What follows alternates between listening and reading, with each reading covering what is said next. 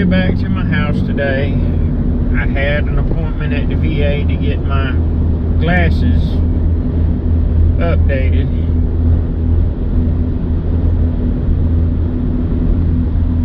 And this is obviously not the first time I've been to this particular facility. It's a new facility. It's only about 4 years old or so, somewhere in the neighborhood. But anyway, there are a lot of people that work there. There's also a lot of patients or you know, visitors.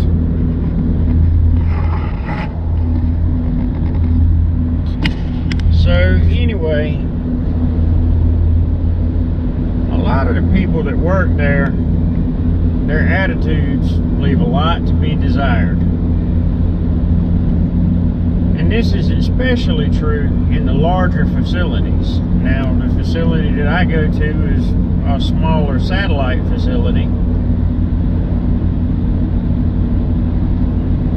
But aside from the people's attitudes, there's just a lot that's wrong logistically with the way the system is put together. You know, the way things are run and done, and procedures and policies and stuff like that. Now, I'm not here to criticize the VA specifically, but since that does have a direct bearing or direct effect on me, you know, it's something that is within my field of view, as it were. And it kind of stays on my mind a little bit. Not all the time.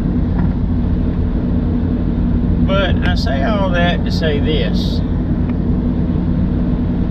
People in this country can't seem to agree on anything. I mean, you have these certain groups. You've got conservatives and liberals, Republicans, Democrats, libertarians, and socialists, and, you know, just dozens and dozens of different groups. And each of these groups is set up based on their own philosophy.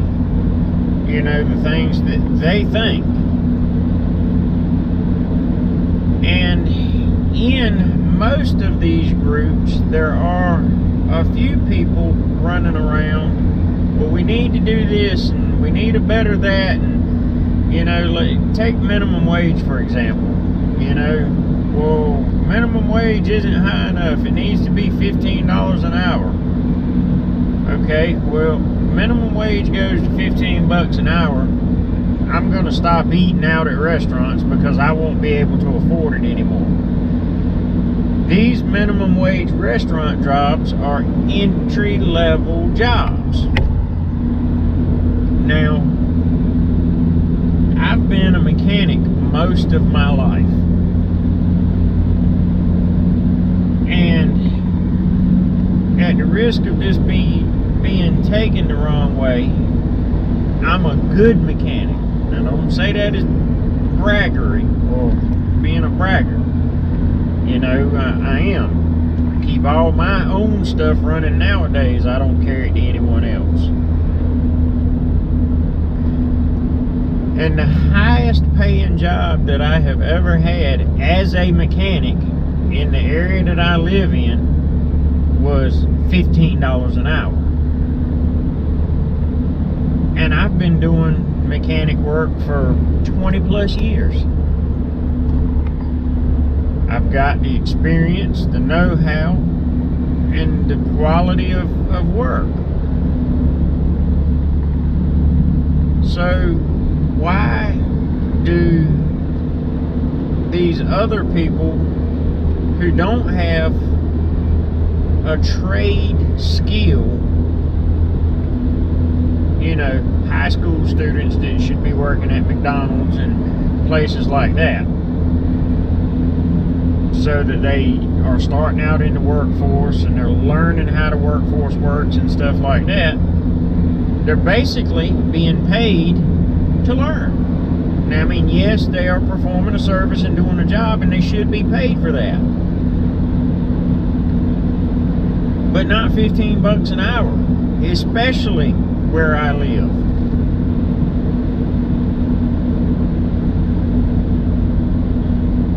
So, all these groups that have all these different philosophies, that being one of them, another one of those philosophies, socialism or communism, or however you want to say it, is basically what a lot of the hippies tried to do when they started their communes. You know, they all lived together on one great big piece of land, and everybody helped everybody else, and you know, everybody's goal was the good of the community. And I'm not saying that those are bad concepts, because they're not. They're actually very good concepts. The problem is once that community hits a certain size, there has to be some kind of governing body. Just like in this country, we have the federal government, which we don't like. The reason that we don't like the federal government is because it's gotten too large. And it's in everybody's business. You know, it's up to me what I feed my children, if I had any children that I were feeding. It's up to me how I discipline my children. Again, if I had any children that I were disciplining.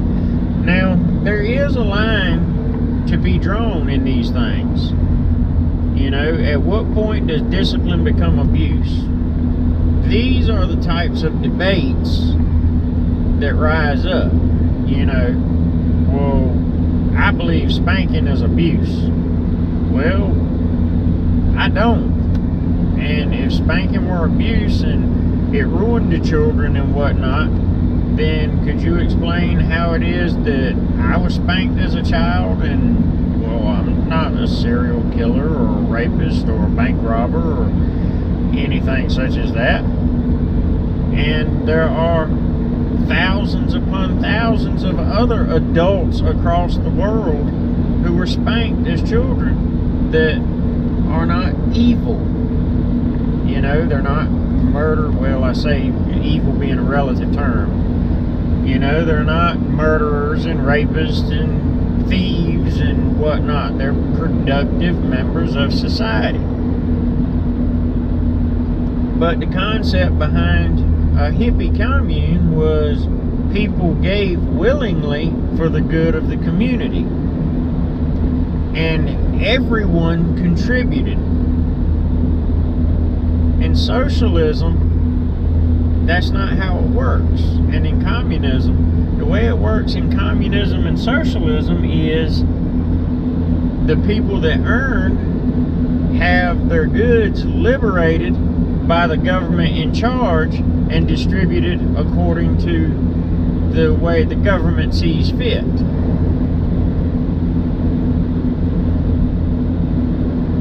Well, I'm going to tell you, and there's a lot of folks that are going to think that I'm crazy, but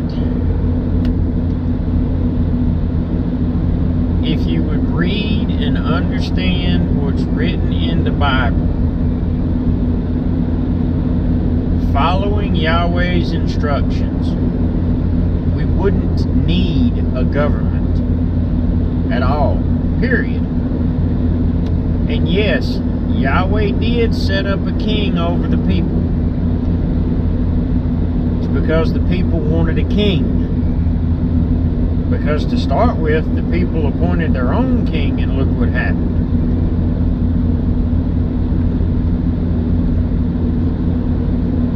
So, if we would return to biblical instruction as a nation and as a world, all the wars would stop. All the crime would stop. Well, I say all, not literally all, but virtually all. And we already have prescribed instructions laid out to deal with criminals.